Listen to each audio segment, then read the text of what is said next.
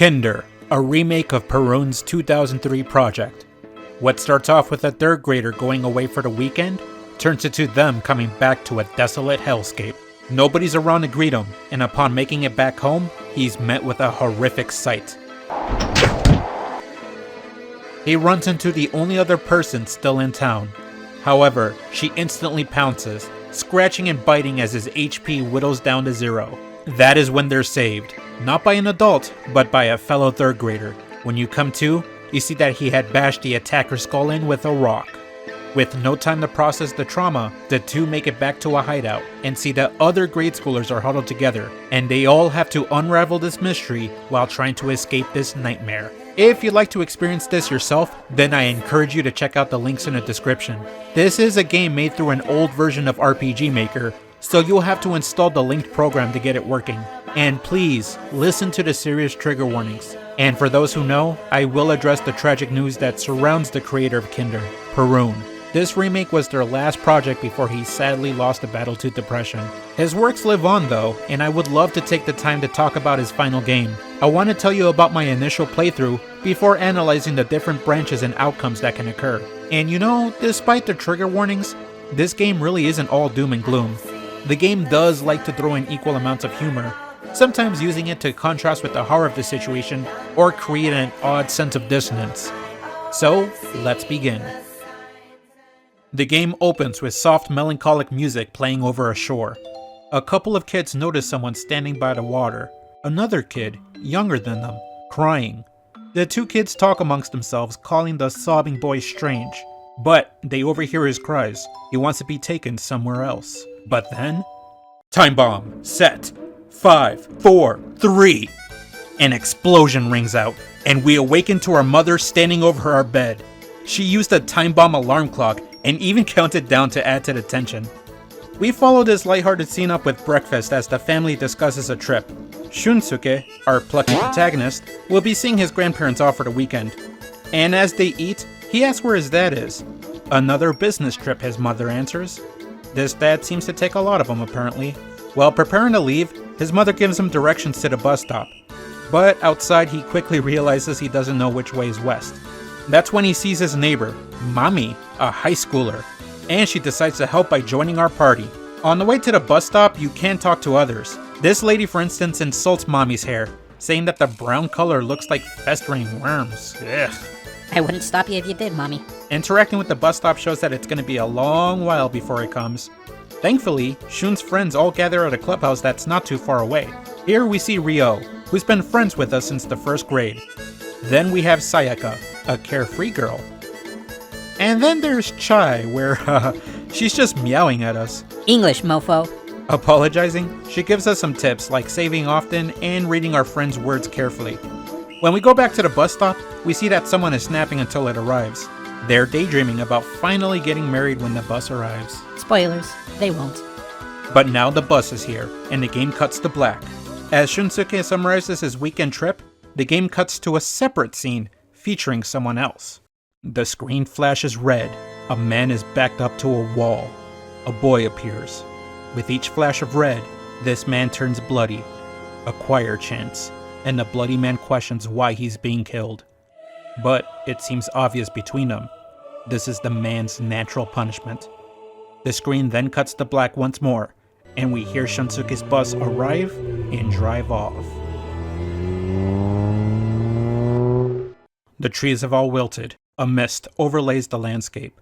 He comes back home, ringing the doorbell constantly announcing his arrival. But nobody came. He finally notices the door is unlocked, and upon opening it, we see something fall. A woman's dead and bloodied face greets Shunsuke home. He runs outside, questioning who or what he just saw. We then see Mami nearby. However, she's not herself. She gives off a monstrous roar as we're thrown into a battle. Mami pins Shunsuke, who can't fight back. She's using bites over and over while he's begging her to stop. Suddenly, a rock smashes over her head, and we see Ryo has come to save us. Mami drops to the ground, beaten to a bloody pulp, and Shunsuke falls back, trying to process everything that just occurred. The two friends finally catch up with each other. Shunsuke asks if there's something wrong with the town, but Ryo doesn't seem to know as well. He just mentions dead people, all bleeding, not moving, tons of them. He was scared, so he ran to the secret base and saw other kids there, so we decide to head back there too. Once inside the clubhouse, we're greeted with some new kids to talk to. We see Sayaka again, and her story is the same as Ryo. Takumi is next, and he simply wonders how the town got so messed up. We then meet a girl messing with her phone. Her name is Rei. Next, we have a mysterious girl whose name is Aya. Feels like she's there in body, but not in spirit. And finally, we meet Hiroto, the oldest member of the group. Once we talk to everybody, Rei shouts, chastising her phone for not getting reception. Sayaka mentions a phone booth outside that they can try, but Aya wonders who will go. Shunsuke nominates himself, and Sayaka decides to tag along. But she also wants a third wheel, and so Takumi is dragged in. I sense a pivotal moment playing out, so I decided to save then and there. And that's where I saw Takumi's class. Noble sacrifice. Uh-oh. And then we get to actually explore the town. If you try to leave, then a force field blocks you. You can try to force your way out, but if you do... As if I'd let you. Alright, detour time. I was looking through VG Person's translation notes, and they mentioned that this gag is a reference to a series called Sis RPGs. They're insane RPG Maker games. VG Person also translated them and posted playthroughs on YouTube. I was trying to find an example of a similar bit, but my god, these RPGs are really insane. Super Sexy RPG, for example, culminated with America and Demon Island launching IBMs at each other, and instead of HP, they lose millions of civilians. And then there's God of Love RPG, which, You goddamn humans, die! Human A went to hell. Human B went to hell. And then there's that one. You know what? Let's get back to Kinder. I promise this detour was relevant, but let's just get back to Kinder.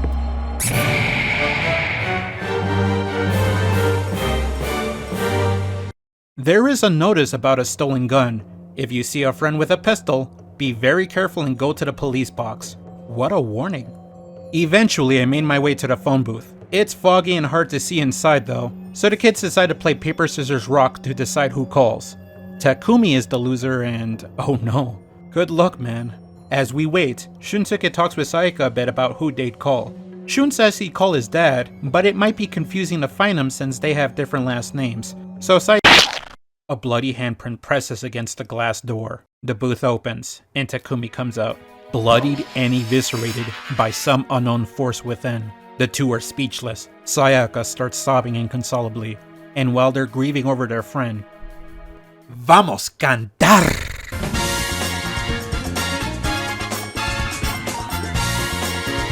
This is unedited, by the way. Sassy Latin music is playing while a strange boy approaches. This new boy introduces himself as Yuuichi. Sayaka notes that he doesn't seem scared, and Yuuichi states that there's no point in being gloomy because he's gotta pump up that Latin rhythm. Ultimately, the group decides to head back to the clubhouse where it's safe. After telling Rei that the phone booth didn't work, she simply states, "Them's the breaks." But then they notice the absence of Takumi, and that sums up what happened. But the new kid speaks up, mimicking Rei over what happened to Takumi. "Them's the breaks." This upsets her, scolding him that that's not how to talk. But the new kid takes it further, suggesting that Takumi was too stupid to live, and now he's ticked off. A monster suddenly appears, a nightingale, and we're thrown into a real battle. We can bash or use abilities. I use Ryo's ability to share candy and restore health, while Shunsuke and Rei bashed away. Meanwhile, Nightingale assaults us with the Taco Bell dome. This is an easy battle, and it's not long before the monster is finally put down for good. Winning doesn't reward XP or money or anything like that. The monster simply despawns, and the others ask if Yuuichi somehow did that. He admits that he can make monsters appear with a single word, and he goes on to boast more, stating that's not all, folks. The high school zombie chick, Taku What's-His-Face, and even the town getting to be like this? It was all him. In fact, in the brief moments when Yuuichi joined us to go back to the clubhouse, you can see his role in the main menu. It lists him as the second grade culprit. The kids gather around. Yuuichi makes an announcement. He's going to kill them all. And not all at once either. One by one. Very slowly. He boasts about how he massacred everyone else in town, and Shunsuke finally pieces it together that the corpse he saw at his house, it was his mom.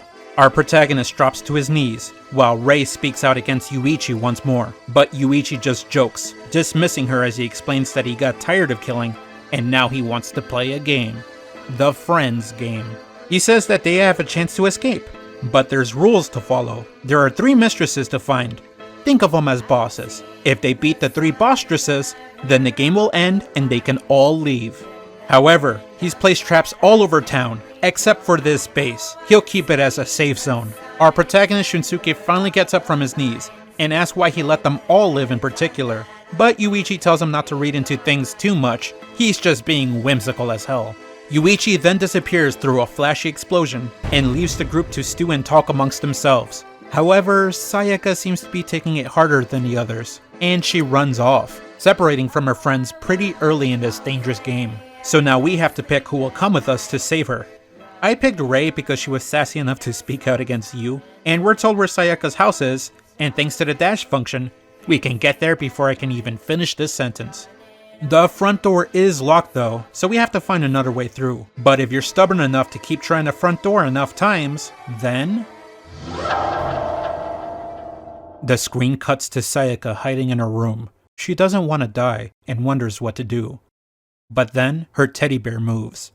Sayaka shouts no, but her teddy bear moves in closer. She then screams. The organ music of death plays. Shunsuke finally decides to go through the window, but by then, it's too late. Sayaka is wounded, and we have to fight this sentient teddy bear. It's a quick battle, but even upon victory, we're defeated over the sight of Sayaka lying dead in a pool of her blood. Shunsuke monologues about how they used to play together, while Rei looks on in shock over the cruelty of her death, and she wishes that they noticed the window earlier. This first death was actually pretty tricky to trigger. Most people would try the window next after seeing that the front door is locked, so it felt like failing was the puzzle at this part. Now let's turn back the metaphorical clock and make it to Sayaka sooner. Cut through the window, and we make it to her room in time before the cruel teddy can even touch her.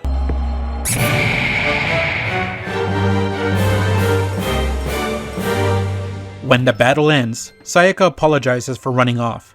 She asks if we hate her, but Shunsuke does a good job in cheering her up by simply answering that they're concerned for her. But now Sayaka vows that she'll rip the stuffing out of the next teddy bear she sees. She will have her cotton revenge.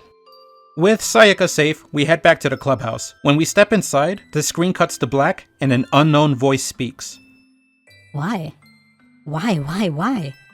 I didn't do anything wrong. It's a dream that Shunsuke wakes up from. But with no time to ponder, he and the others quickly plan to explore the town to find these mistresses. They decide to go to Napoya Heartful Park, and now we have 2 different friends tagging along, Hiroto and Ryo. You can talk to the girls before heading out. Aya the ghostly girl is still in disbelief over the town becoming corrupted so quickly. Rei is rambling about how Alice is a popular girl name, and Sayaka mentions that when she sees fangirls going nuts around a celebrity, it reminds her of sperm circling an egg. Gross. We cut straight to the park and investigate every nook and cranny. Ryo stands in front of this dome while we talk. Then, something grabs his leg. The tension builds as Ryo is dragged in, barely holding on while Shunsuke wonders what to do. If you decide to grab Ryo right away, then... Ryo starts screaming in pain, begging to be let go because he could feel himself being ripped in two. Shunsuke is holding on tight. He knows what will happen if he does let go. But his hand slips. Ryo is dragged into the dome. His screams alert Hiroto nearby, and the boys run inside. It's too late. We see a bride standing over Ryo's mutilated corpse. She giggles as we're introduced to the first of the 3 mistresses, Princess Hanata Mitsugi. Waltz of the Flowers plays for the boss theme, which I guess fits for this mistress since she appears to be blooming from a flower. And long story short, she quickly demolishes my team. So I had to try again, except this time, when Ryo starts to get dragged in, I rush to Hiroto and demand him to follow me. Hiroto hangs onto him, and Shunsuke sees that it's a sentient flower grabbing onto Ryo, so Shun bashes it to death in a quick battle, and with Ryo saved, the boys can enter the dome and face the mistress as a full team. But her attack September Rain took out 2 of us right away, and with literally only 1 HP left, Hiroto was struck down, and I had to try again. Considering that there's no grinding, no equipment options, or anything like that in this RPG, it becomes pretty obvious that these boss fights are more like puzzles than anything. For this fight, you just have to make sure you block every 2 turns, and then have Ryo heal up the party while Shunsuke and Hiroto bash away, and blam, she's wiped out. Our heroes get a bit of reprieve, but Shunsuke hears water splashing. The screen cuts to black, and our protagonist plunges into another dream. We see only dialogue. Someone is scolding another, telling them to stop tearing up the books. Before we can get more details, Shunsuke abruptly wakes back up to his friends, and the 3 decide to go to the clubhouse to rest up. After explaining what happened to the group, they wonder what to do next. I talk to the others, and Sayaka mentions that while we were gone, they had 2 heart attacks, a pregnancy, and an abortion. Wow. I talk to Ryo, and you know what, I'm just gonna quote what he says. You're putting on pounds, but not dollars, lady. His mom got mad when he said that. Rei asks to come along with the investigation since she wants to give Hiroto a break. We ask for a 3rd person that hasn't gone, and Aya is brought up. She quietly agrees, and we head out, unsure where to go next. We decide to check out a construction lot that has a lot of metal pipes. Rei comments that the place is empty as hell, but Shunsuke insists that they check anyway. After some investigation, they conclude that there is nothing here, but that's when they noticed Aya had disappeared. Then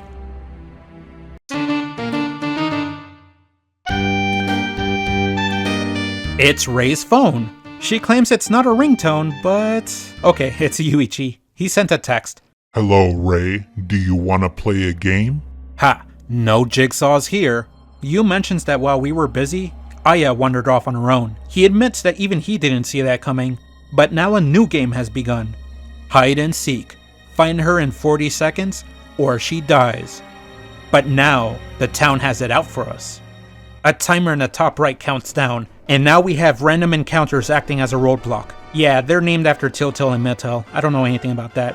But anyways, I foolishly tried to fight at first, but then realized that the timer was still going. So I ran away and tried to look everywhere while dashing. Unfortunately, when the timer hit 0...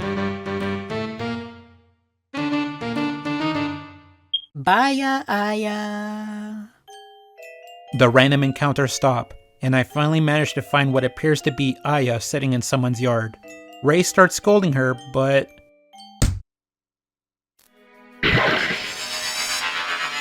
Aya's head falls to the ground. Her blood gushes out like a geyser. In a panic, Rei runs into the house nearby. We quickly follow, and while trying to come to grips with the situation, our main character recognizes Yuuichi in a picture inside this house. This might be his house that they're inside of. Before going too far, I did load back to try and save Aya, so I played a hide and seek game again. Thankfully, she can be found in the same yard, sitting in the very same posture. For a moment, I thought it was a cruel prank, but she suddenly stands up, thank God.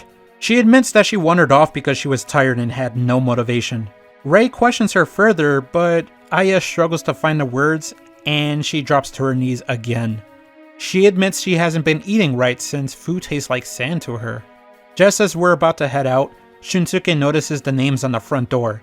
Yuichi's last name is printed on it, and suspecting that this might be his house, Which we already know because I suck at hide and seek. they decide to check things out. Once inside, we can inspect a computer where we can read anonymous forum posts. Apparently a bunch of students are posting about how strange Yuuichi is. The second floor opens up. A room is shut with a padlock and emits an awful smell. And in the other room, my eardrums got blasted with this sultry tune. Really, it was like amplified compared to the game's other soundtracks. Be glad I toned it down for you here. We see a diary on the table and see that it belongs to Yuichi's mother. She writes about her stepmom's dementia getting worse, and how they had to padlock her into a room. Meanwhile, Yuichi's dad comes home later and later, ignoring everything about his own mother. Yu's mother continues to write about her grievances. She's growing thinner by the day. Food tastes like sand, and she has no motivation. Meanwhile, her husband's abuse is growing worse by the day, and all she has is Yu. Then the rest of the page are scribbled with Yuichi's name. If you inspect the shelf nearby, you can read books about mind illnesses. It states that they don't exist, but the idea of mind illnesses are spreading amongst patients and doctors. When we leave the room, the sultry music is replaced with the quiet sound of children singing. Ugh. It appears to be coming from this bedroom, so we step inside, and we find the gutted corpse of a grown man. Shunsuke notices that he's growing desensitized to the sight of corpses. Meanwhile, him and Rei piece it together. If this is really Yu's house, then that guy must be... Vamos cantar! Yuuichi shows up in person, and he confirms our suspicions. Yup, it's his dad, the same man we saw got killed earlier. And then we're thrown into a battle against Yuuichi. Jesus, another evil kid dressed in stripes. Between turns, Yuuichi asks us, if a man cheats on his wife with another woman, is it considered bad? Of course, but this man he killed, he turned it on its head. He didn't want it to be bad, so he claimed for it to be good. And low-key, I was scared to attack. Yuuichi reminds me of Anthony from It's a Good Life. It's most recognized as a Twilight Zone episode that gets parodied a lot. Basically, it's about a little kid with godlike powers who can easily manipulate reality with a single thought. So not attacking was my way of thinking good thoughts around Yuuichi. But it turns out you do actually have to fight. Make sure to use Rei's and Aya's abilities. Aya can disable Yuichi's attacks, and Rei can deal significant damage and end the battle quicker. When you win, Yuuichi jokes that the mood is deader than his dad. He abruptly brings up a DVD on a nearby shelf and asks if we're familiar with Manami Kaji. It's a fictional actress, I checked. Rei says yeah, she looks up to her, and Yu answers, too bad, because the DVD? Yeah, it's an adult DVD that includes tags that are rightfully illegal in most states. He then leaves, and once in control, we can inspect the shelf and find a letter. Inside, the message reads, Do not lose hope. Instead, stand your ground. Everything will come in time. For you should not hurry, rather believe. Each thing you wish for, all will someday come. Keep an open mind and persist. Sounds like good advice, but Rei notices something and tells us to read the first letter of each sentence.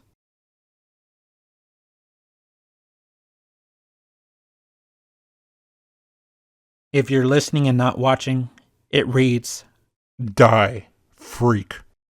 Yeah, let's go back to base.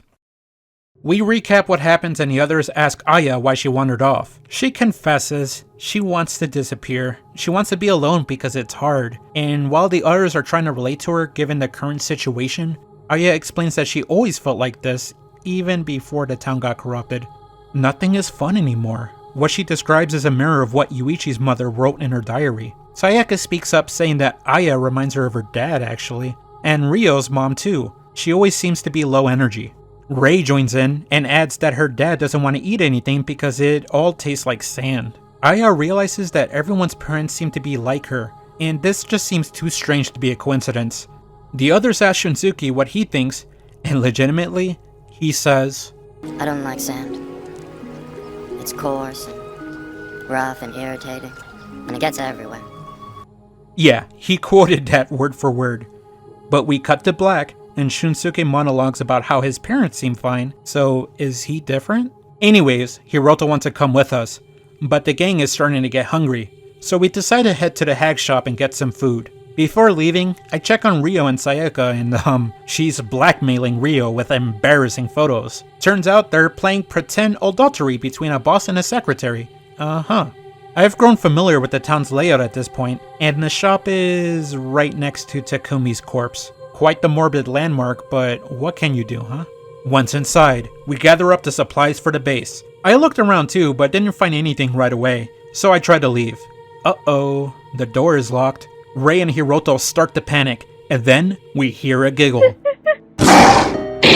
Hiroto is cornered by the next mistress, Princess Hitokata Sakuragi, and by not inspecting shelves thoroughly enough, I sadly doomed myself, you know. Slowly but surely I was getting whittled away into a game over because the boss kept healing herself. Clever that we're forced to bring in friends who have no healing abilities too. So upon reload, I was more thorough, and as I watched my recorded playthrough, I couldn't help but facepalm over how I kept skipping the one freezer I needed, until finally I acquired the Diamond Bell. It's a one-time use item that specifically disables the Bostress's healing attack, and with that voided, we easily wipe her out.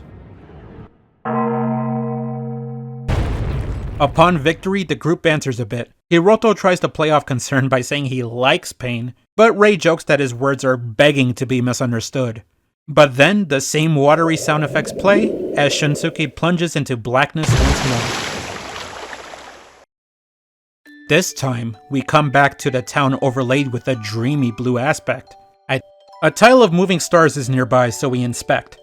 It's Yuuichi and his dad, with Yu asking when will his mom get better. His dad insists that she's not sick so soon, but Yuuichi doesn't believe him. So his dad drops a thick book and tells him that his mother will get better by the time he reads the whole thing. So it's pretty obvious that we're being thrown into Yuichi's backstory. We continue to explore this dreamy town before finding more stars. It's the construction lot, and Yuuichi is seen talking to a shadowy figure. Apparently this friend is trying to find out what the words adultery and mental illness is for Yuuichi, but he couldn't get any answers. Elsewhere, I see a crowd gathering, and upon investigating, we see that Yuichi's mom is lying on the floor in a pool of her blood. Onlookers recognize that it's Yuichi's mother, and apparently she jumped in front of him.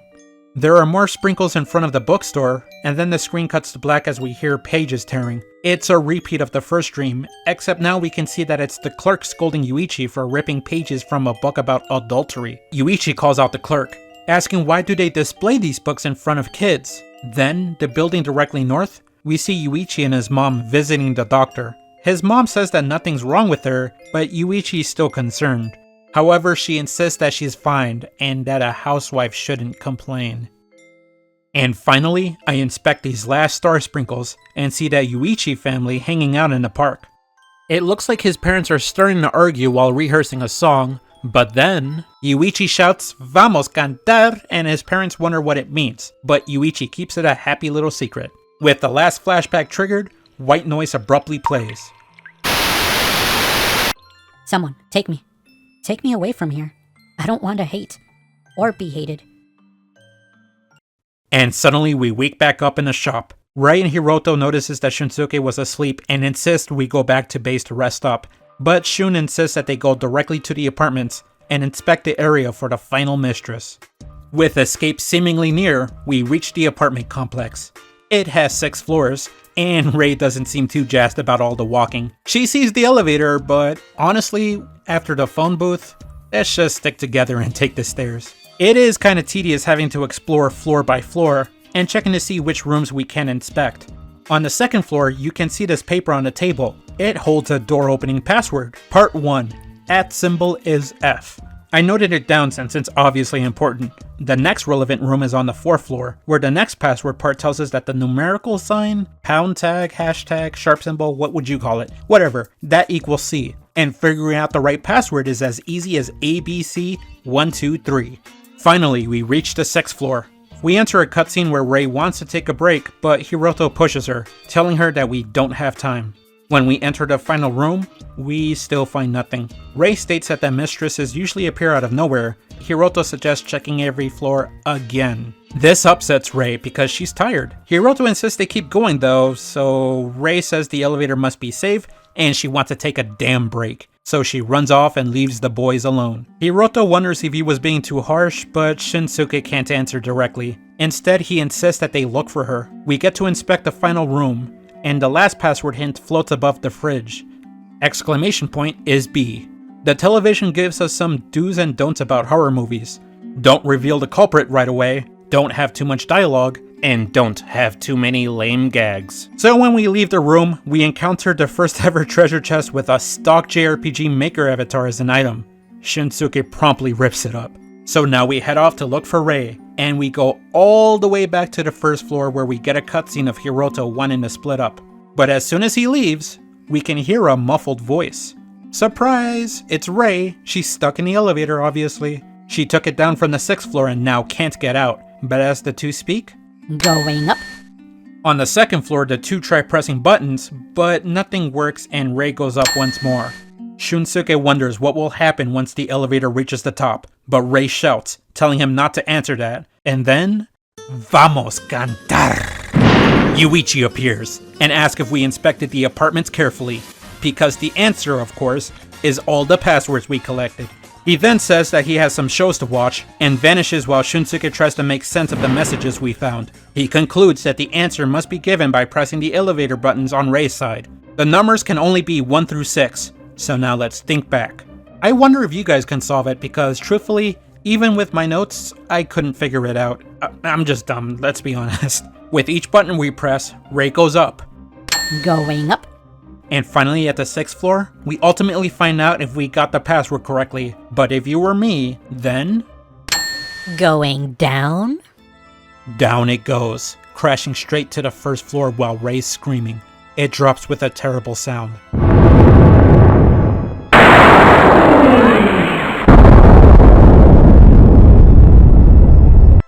There's no mistaking it. She met with a terrible fate. And then we see Hiroto by himself. He heard the elevator crashing, and while he's thinking to himself, we hear something. The final mistress, Princess Itsuri Momogi, attacks. Escape is impossible, so we bash each other for a bit. However, I sense that this is going to be a futile effort.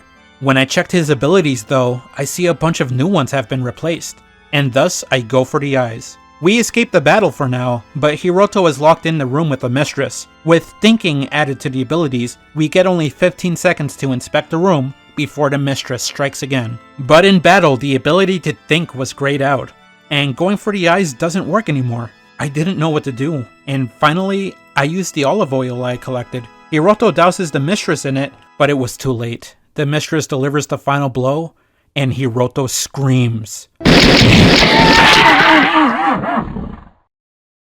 We cut back to Shinsuke. As we turn the corner, we can hear glass shattering, so he runs ahead and checks what it was. We're met with the horrible sight of blood dragged across the floor. We inspect where it leads to, and Shinsuke steps back in horror. Hiroto was thrown outside and skewered by a lamppost. The sight causes Shinsuke to scream out in horror. He's promptly blaming himself, but after wallowing a bit, he insists that he needs to go. We backtrack to the 1st floor where the elevator is, and see a pool of blood spilling beneath its doors. I'd like to take a detour here. If you messed up at every instance, then you triggered the bad ending. Shinsuke notes that everyone is dead, and he's the only one left. He enters one of the apartment rooms, and is greeted with the sight of all of his friends' corpses. Ryo, mutilated back at the dome. Sayaka, clawed to death by her teddy bear. Takumi, ravaged inside of the phone booth. Aya, decapitated. The elevator holding Rei's corpse is here, and so is the lamppost with Hiroto's skewered corpse. In the original version of Kinder, Shinsuke takes his own life then and there. However, Perun, bless his soul, blessed us with a rather unusual ending. A mysterious voice tells us to halt. And who appears before us? Takumi? No, it's Takumiel, the Archangel. Get it? Because it's Gabriel who's an archangel? Anyways, we cut to Takumiel deciding not only to save Shinsuke, but give him success in a nightlife. What does that mean? We then cut to the still image of a row of alcoholic shots. Shinsuke now runs a bar in the nightlife, and he's recounting this tale to a patron. He says that for his dead friends, he must live on and smile. And as we cut to the skyline, we see the city name, and apparently this area is known for being a hub for the gay subculture in Tokyo, so yeah, he's running a gay bar. He's running a gay bar. And yeah, that's the updated bad ending of Kinder. So, loading back before Rei dies, I looked up the answer on VG Person's strategy guide because I was lazy. But then I found out the hard way that by skipping the password hints, Shinsuke doesn't put it together that the solution is the elevator buttons. So him and Rei just shout in confusion until she drops to her death again. Sorry. So yeah, ready for the answer? Here it is. And Rei is saved. We then cut to Hiroto by himself again, and this part was the toughest to figure out by myself. As mentioned before, you gotta go for the eyes of the mistress so you can run around and grab stuff around the room. The thing is, you can easily sabotage yourself by grabbing the wrong items. That first time, I grabbed some dirty dishes, and that made it so I couldn't blind the mistress anymore. This time, I was able to blind her again and again. So you have to make sure to grab a match, some tequila, olive oil, a rubber ball, and read a hint from the apartments on how to insert. With these abilities combined, you first use the olive oil on the mistress from your items. From abilities, you insert, which prompts Hiroto to light the match and insert it into the tequila, creating a Molotov cocktail. Finally, the rubber ball teaches us how to throw, and now we can use the throw ability to toss the cocktail at the mistress and defeat her instantly.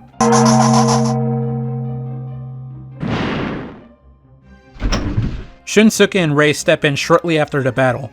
They see what happened and are impressed by Hiroto taking out a bostress by himself. He acts modest, claiming that he was just lucky to be in that particular room.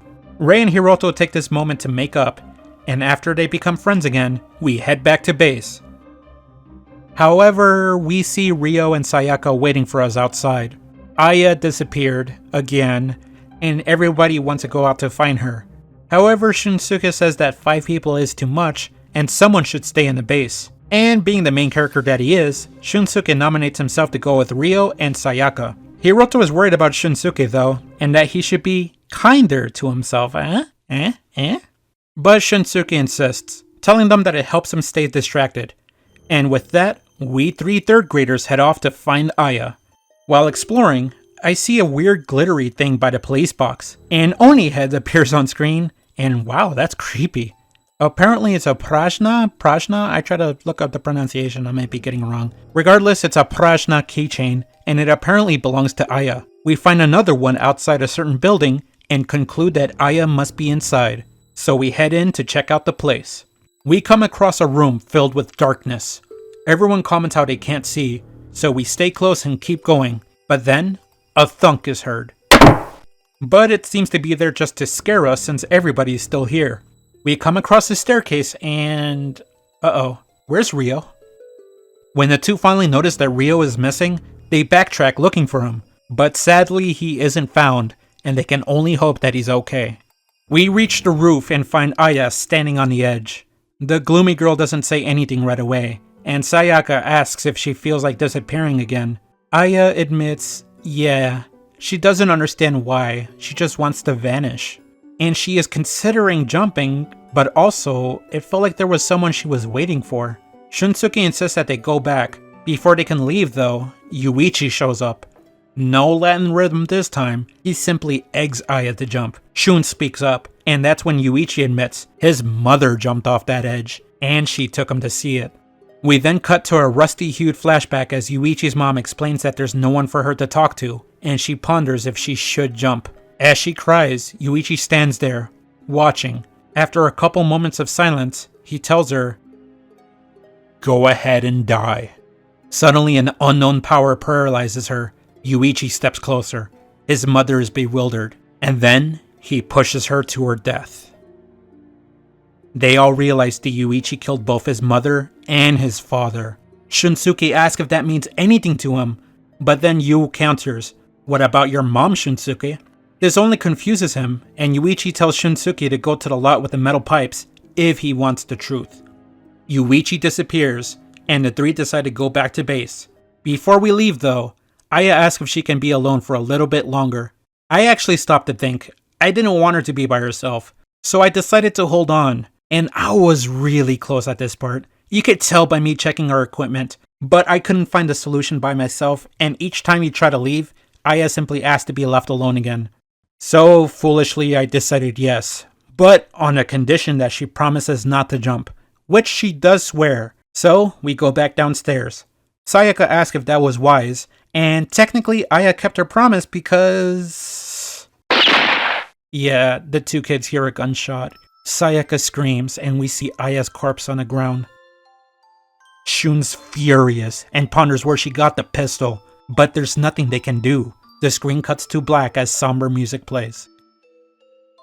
As we backtrack through the building, an eerie voice sings out. It's calling out to Shunsuke.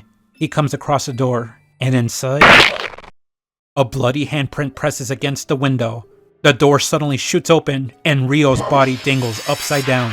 Shunsuke cries out in fear, but Sayaka doesn't seem to see anything. At first I thought Sayaka was in denial, and she admits she saw the door opening by itself, but she doesn't see a corpse or anything. For some reason, only Shunsuke can see it. I don't know if there's any significance of this exception, and I'm curious to see if you guys have any theories for that. But for now, this is a main turning point of the game. If you fail to keep everyone alive, then you get the neutral ending. Typically, Yuuichi waits for us back at base and simply says that we can go back to our normal world before everybody died. I'll save the trouble and say that Hiroto, Rei, and Ryo just have a slight variation of being surprised over Yuuichi having the power to turn back time. And they all ask why bother with this whole Friends game if he was just gonna pull this stunt. But Yuuichi shuts them up by abruptly restoring the world.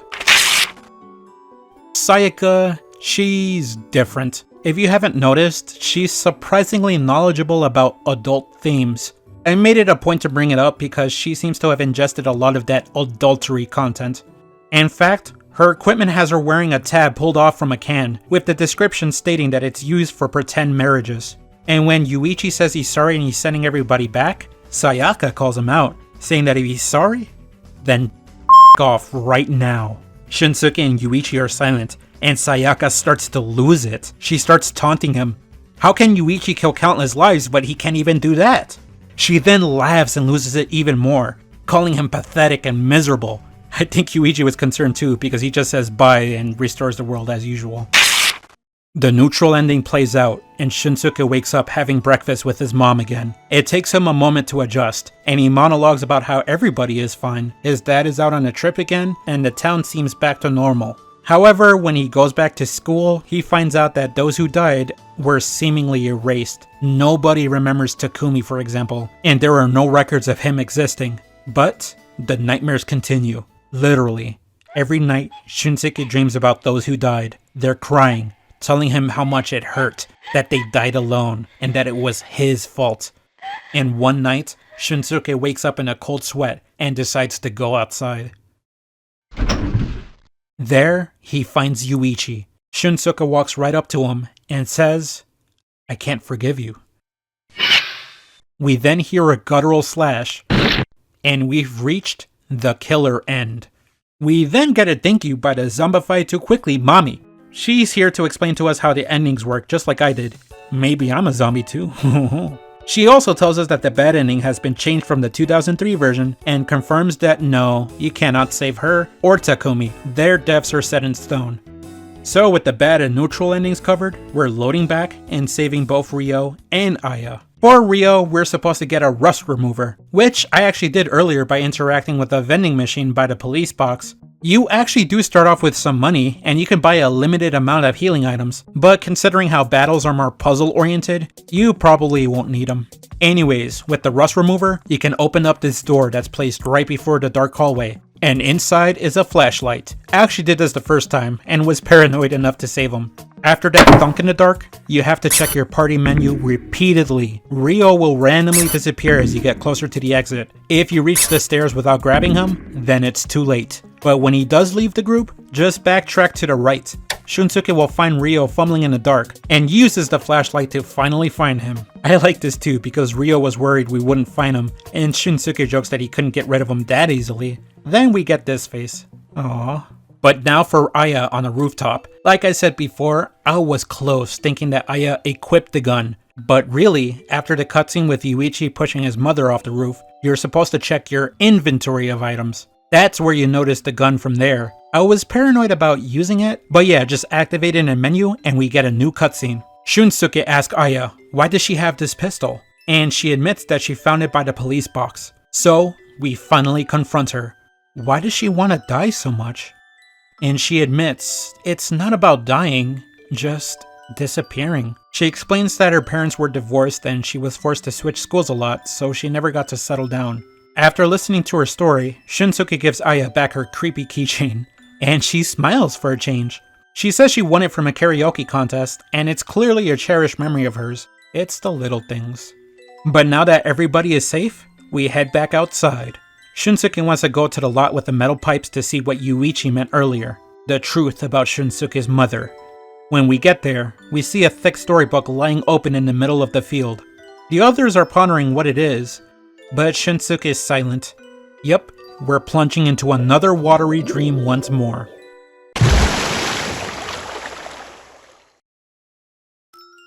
A memory plays out with a bright sunny hue. His mother is at the sink, so I go to talk to her. We get some strange dialogue, where she tells us that death is inevitable, but even in death, she is Shun's mother, so don't forget about her. I go upstairs and see a baby. It's us, from birth to present. And they give us a present, a gift from the prince. A white rose ring, the first piece of actual equipment in his JRPG. I go back downstairs, but I'm thrown into a starry land with innocent childlike music playing. Several Santa Clauses populate the land with the Easter Bunny standing in the center. And then there's a bed called the, well, you can read that word, right? Foolishly, I said yes, thinking a special cutscene will play, but it's a simple dead end to the main menu.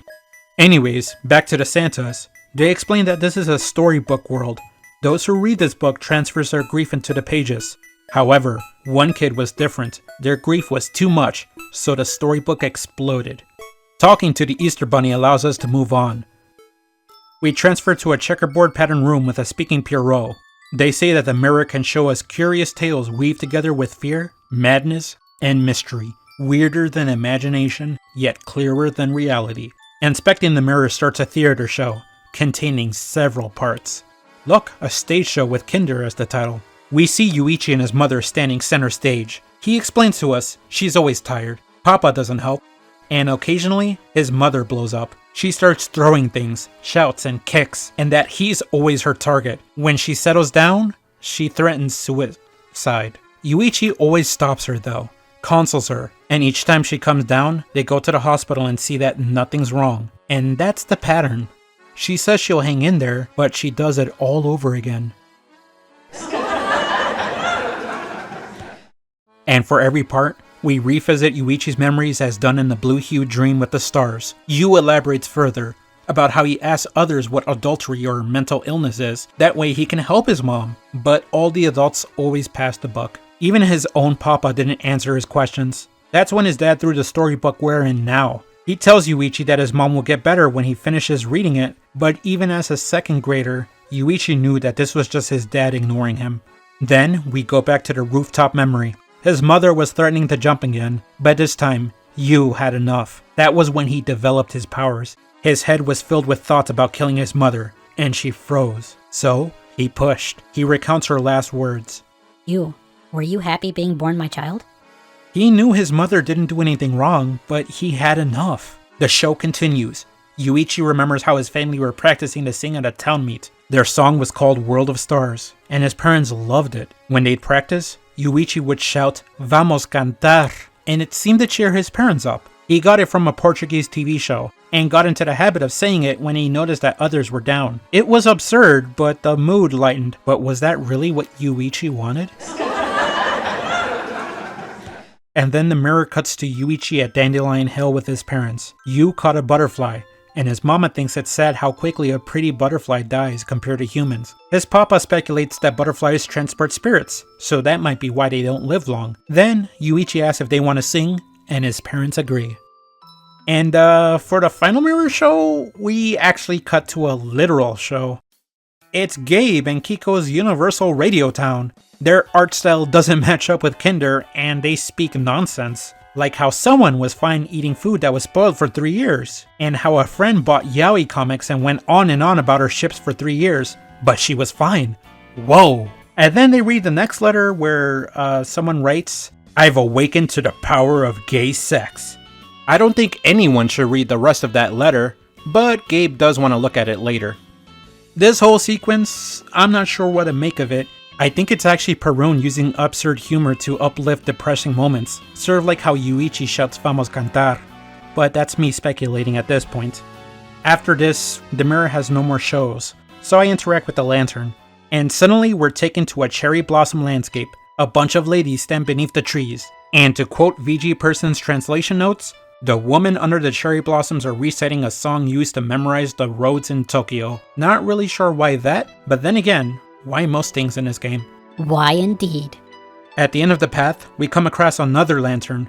We then awaken to a portrait of Van Gogh's Starry Night. We see Yuuichi with the book. He turns and greets us. And while Shinsuke has questions, Yuuichi asks if we know what place this is. This is a storybook world, a world built from Yu's heart. He explains that the Santas are remnants of other kids who read this storybook. They all belong to turbulent families, so this book acted as comfort for them. And when Yuuichi got his hands on the book, it took in his grief, but Yuuichi reached his limits and his feelings exploded into destructive negative powers. And why is he telling all of this directly to Shunsuke? Yuichi's dad was having an affair with Shunsuke's mom. We then cut to another flashback with that sultry music playing. Yuichi just came home for lunch and saw them in the living room, where his dad insisted that they'll be in private for longer and to keep it a secret because neither of them are single after all. Yuichi's mom found out and tried to confront his dad, but that's when he got meaner. She couldn't handle it. That's when things stopped becoming fun for her. Food tasted bad, and all that while she was taking care of her husband's mother with dementia. And as she got depressed, this in turn made the husband irritated over her depression. And that's when the cycle began. His mom got ill, but not in body, but in spirit. Yuichi sought help, but again, everybody was passing the buck. In the end, he was just told terrible advice. Don't depend on people for everything. Aren't you just pinning the blame on others? Don't be a baby, just try harder. How can a child say that about his parents? And don't forget about the forum posts about his classmates making fun of him for being strange. Everyone thought he was weird because of his questions. So, he wanted to kill them all. The lying adults, the children, everyone. And Yuichi confesses that it felt good. But despite that, someone did help him. Fido. Yeah, I didn't edit that in, it actually happens in the game. If the world didn't want to be kind, then he won't be kind back. After all this, Shunsuke speaks up, saying that if no one's kind, then won't bad things keep happening? But Yuichi spouts that it's just all stock phrases, and he gets tired of hearing them. So it's too late for kindness. The music cuts, and Yuichi spawns in? Latin music plays as two Yuichi exist simultaneously. The real Yu reveals the one we've been talking to is a replica made from the storybook. They're a crystallization of Yuichi's emotions from when he read the book. And the real Yuuichi reveals that this number 2 Ichi is the one that spoke to us on the rooftop. The real Yu guesses that the storybook's power must be going nuts. Anyways, Yuichi says that the friend's game is over, and that he'll be saying so long to this world. As in, yeah, he's going to finish himself off. Shun tells him not to, but Yu wonders why. Shun should be celebrating. It's clear that Yuichi has internalized all the terrible advice he's been giving, saying that he's just a childish brat, that he's blaming it all on adults and society. All that stuff is being internalized. Besides, this tragic character backstory? Just a bunch of words to summarize for a YouTube video, isn't it? Yuichi speaks up, cutting off the music and asking if Yu is just protecting his pride. Tu reveals that Yu always wanted to talk to Shunsuke specifically since his own mother was involved, and that all the kids who survived, all their parents had the same mental sickness, except for Aya. She had the sickness herself. Contrary to what the whimsical Yuichi said, these kids were chosen for a reason. There were people that Yuichi could potentially talk and relate to. But after being dismissed for so long, he was scared that they too would exclude him. The painting violently swaps to a famous Japanese portrait. It's Nasuke Gombe ripping off a face by Tsukioka Yoshitoshi, and a new battle begins. And while the Nutcracker's trap pack plays, I do nothing but guard while Yuichi summons Andromeda on my ass. Once I got into killable range though, he stops attacking, and this goes on for a while. I started wondering if there was anything more that I can do while the music gets crazy, and I tried pacifying and using items, and then I started bashing and attacking, and I couldn't...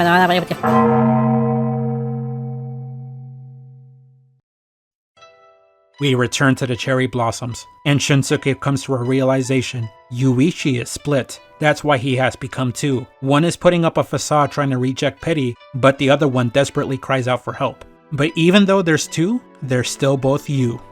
Yuichi finally confesses that he did want to talk to Shun, but after everything, he was worried that Shunsuke would only do so out of fear, not genuine concern.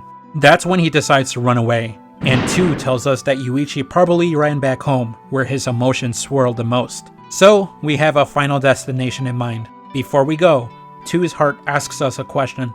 Do we know about the fairy tale of the destined roses? Yeah, the Prince of the White Rose saves the imprisoned princess of the Red Rose from a world of darkness. 2 explains that in terms of the story, we're the prince and Yuichi's the princess. We were given the White Rose ring by ourselves somehow. And in one final touching moment, Shunsuke tells Yuichi that he'd like to go to a picnic, see the cherry blossoms with them for real, and cast their worries in the water. He says he'd love to, but then... Time bomb! 5, 4, 3... Nope, no time out, Shunsuke. Wake up and return to your friends in the lot, and see that everyone is gathered around. They ask what happened, and we cut to the lovely moonlight, where Shunsuke explains everything to the others. Rei wonders, is Yuichi lying? But Shun tells her that by thinking like that, the town became what it is. She accuses Shun of acting too kind. Hiroto speaks up though, saying they should go straight to Yu's house. Ryo, Sayaka, and even Rei decide to go, and Aya quietly volunteers as well. Now it's up to these kinder to garden up their strengths and finish up this journey for good. So, let's go. When we make it to Yuichi's house, we see a cat inside. It tells us that they love Yuichi's family since they adopted it as a stray kitten and nursed it back to health. They were kind to that cat and hope the family will come home soon. Aww. Upstairs, we see a teddy bear. Keep it away from Sayaka. It tells us that it can hear it. The ending of life. We enter Yuichi's room. A large chamber with a lunar crescent hangs over us. A set of large doors awaits, and interacting with it prompts Shinsuke to state that Yuichi is up ahead. And in classic JRPG final battle fashion, he suggests that we prepare a team before entering inside. You can only bring a party of 4, so my first choice was Rei, Hiroto, and Sayaka. Before we enter, Hiroto gives us a piece of advice that actually resonated with me. He warns that Yuichi will lean in heavy for support, and if he isn't ready to provide that kind of support, then don't think about saving him. We step through the doors and into a room full of red roses. Yuichi sees us all gathered, but notes that we don't look happy. Rei talks back, saying he looks like someone hurt his feelings. Of course, Yuichi was hurting before all of this too. He knows, but what else can he do? He envies the group. He did terrible things, but what else is there to do? It's a cycle of abuse, and all he can trust in is Fido. Yuichi says he just wants to disappear now, so now the true final battle begins. Yuichi's got a fang, some new wings, and even a heart tattooed on his face. It appears he's just testing us at first, not attacking while everybody goes all out on him. But after several turns, the drums kick in, and Yuichi takes it more seriously. Long story short, I didn't know what to expect, and at the end of this attempt, Yuichi used an attack called Flower Ring Rocket and wiped us all out. Thus, I hit a dead end. In fact, I hit multiple dead ends trying to figure out the winning strategy on my own. Eventually, I started to play it safe, with Ryo and Sayaka acting as healers, and Hiroto being my main damage guy over Rei because he can drain Yuichi's willpower, thus disabling him from using any team wiping attacks. Not only that, but Yuichi can use something called Black Cat Wink, which can force us to skip turns. However, Sayaka is immune to this, and she can heal others from the condition. And with Ryo keeping our health up, we win. Psych! Yuichi says it's pointless, and a new phase begins. Yuichi's grief appears to have exploded as he's bound in red ribbon. The background turns negative, and Yuichi casts Campanella, stunning everybody but Shinsuke. I didn't know what to do. I kept trying to soothe or attack Yuichi, but nothing was working. And during this, Yuichi is shouting. People just need to hang in there. Tough times, society isn't to blame. You're the problem. You're the problem. People just need to hang in. People just need to hang in there. Tough times, you're the problem. You're the problem. The storybook loads from our inventory, and we cut back to Dandelion Hill. I should have known. I believe somewhere in my heart that if I struggled hard enough, I'll be able to start over from then. But that wasn't possible. It's all so sad. I can't even cry. Talking with Shinsuke and the others reminded me, just wishing doesn't do anything. You can't just die and start over. I should have known. We're then brought back to the battle, and Yuichi is crying. Shinsuke uses the storybook again, and we cut back to the Red Rose room. Yuichi admits he had some good memories, and that he should cherish them. But why can't he? He blamed his parents. But a question his dad had as he died made him wonder. I didn't do anything wrong. Whose fault is it all? In the heat of the moment, he felt like he had to kill him, and now he wonders if anything more could have been done. You really thought, with all his trauma, he'd become numb to pain. But that's simply not true for anybody. So he apologizes to Shinsuke, claiming he dragged him in. But Shun asks, why do you hate yourself so much? And he insists on seeing the cherry blossoms with him. But then we cut to a new image. Yuichi's crying. He shouts that it's impossible. He's not a princess, and Shinsuke's no prince. Shun speaks up, saying that he's got something to say that no one else knows. He starts to open up about why he's being so kind to you. He brings up his dad, how he's always on business trips, but he knows that he shouldn't be leaving that often, and wondered if his dad was seeing another woman. But he was wrong. He learned the truth while overhearing his mother on the phone. His mother is the other woman. They were an accidental family, and his dad was with his real family elsewhere, and apparently they hate both him and his mother, and they wish that Shun and his mother would disappear. The news devastated him, and sometimes he wished he could just... But he felt bad for his mom, and he couldn't really blame his dad. He didn't take that path because he fooled his bad feelings. So he says to Yuuichi, "Fool yourself. Tell yourself it'll be okay." It's not the best advice, but it seems to cheer Yuuichi up. However, he says that these are words that only Shun can say from his position. Yuuichi though, he says he keeps tumbling back down, and thinks he's awful because he can't be like Shunsuke. And then suddenly, Yuuichi procures a gun. Shun shouts at him to stop, but then... Oh, his show is starting. And I'm not kidding, a song featuring Hatsune Miku plays. A cat acts as our host. It's titled, "What is Real? Let's Show It." We then cut to a manga. I played this game the other day, and the story was just terrible. So dark and serious, but there wasn't a hint of reality. Piece of junk. What's real? Huh? Thank you. Real. What a question. Moving on. And again, this is why I wanted to bring up the SysRPG humor, because a lot of that leaks into this project. Obviously, Perun was inspired by them. But at the end of the show, we're back on the Kinder stage again from the mirror. Shun tries to speak up, but Yuuichi apologizes. He just loves this show. But now it's time to wrap it up. We get a drum roll and...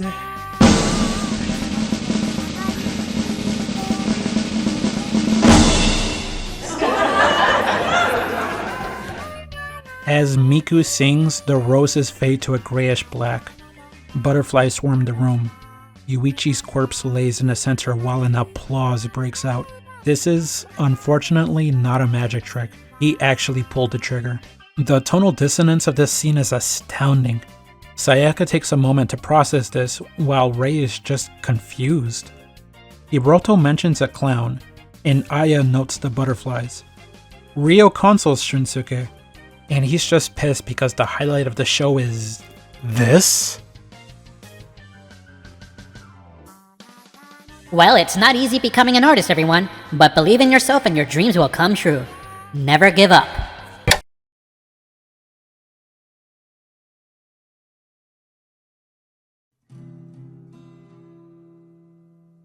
Many days passed since then.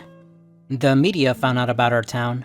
It came to be called the Corrupt World, as if it were some kind of book title. But we're the only ones who know the truth, because no one would believe it if we told them.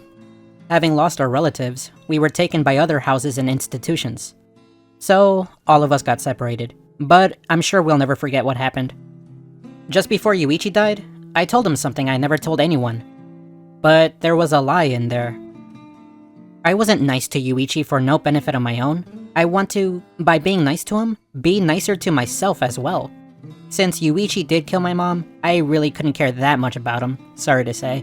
I used Yuuichi too. I was just as underhanded. But there's one thing I'll vow to myself. When I'm an adult, I hope to be a kinder one. Thank you so much for watching. Thank you so much, Perun, for leaving us a lasting legacy. At first, I wanted to try and take this video seriously with the knowledge I had prior, but after experiencing Kinder, I don't think that's what Perun wanted. As much as we should take life seriously, we should also approach it with a bit of whimsy, a bit of humor to lighten the moods, so that we can be kinder to everyone around us. Again, thank you so much for sticking around to the end, and goodbye.